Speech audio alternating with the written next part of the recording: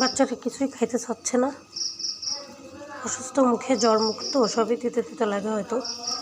তো ভাবলাম একটু স্যুপ করে দিই। তো শুধু স্যুপ খেলে তো ওর পেট ভরবে না, এই জন্য আমি আবার একটু এই যে নুডলস, ম্যাগি নুডলসটা ব্লেন্ডারে করে একটু গুঁড়ো করে নিয়েছি। এই যে এটার সাথে একটু স্যুপ দিয়ে দিব।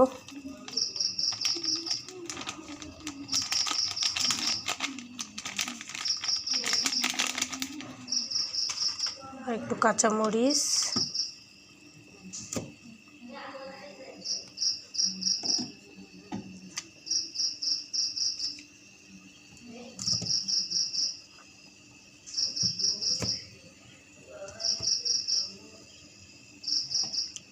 দুই টুকরা কাঁচামরিচ দিলাম, বেশি ঝাল খেতে পারবে না।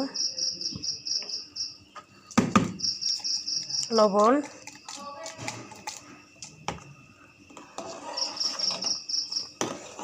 দুই চামচ মতো সয়াবিন তেল অ্যাড করছি। এর সাথে আমি একটু নুডলসের মশলাটা হালকা একটু দিব, মুখে একটু খাইতে ভালো লাগবে। দেখি চেষ্টা করি খাওয়াইতে পারি কিনা।